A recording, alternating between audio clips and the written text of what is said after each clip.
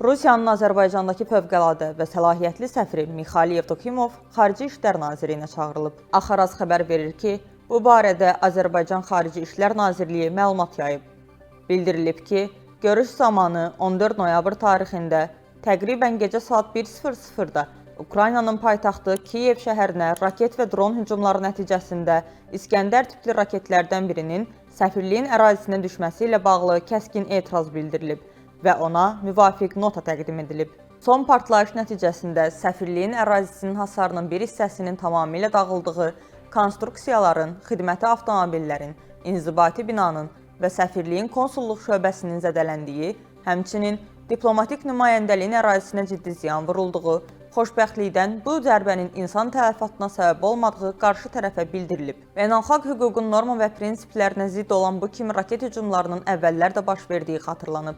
Xüsusilə 2022-ci il 10 mart tarixində Azərbaycan Respublikasının Xarkiv şəhərindəki fəxri konsulluğunun binasına aviazərbə nəticəsində inzibati binanın ciddi dağıntılara məruz qaldığı və xidməti avtomobilin yararsız hala düşdüyü qeyd edilib.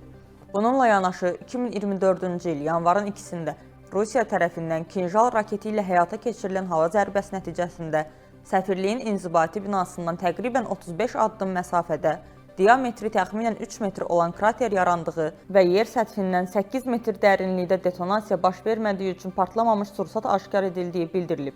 2025-ci il avqustun 28-də isə Azərbaycan Respublikasının Ukraynadakı səfirliyinə təxminən 50 metr məsafədə endirilmiş hava zərbəsi nəticəsində səfirliyin inzibati binasının və konsulluq şöbəsinin, səfirin rezidensiyasının zədələndiyi, həmçinin diplomatik nümayəndəliyin ərazisinə ciddi ziyan dəydiyi diqqətə çatdırılıb.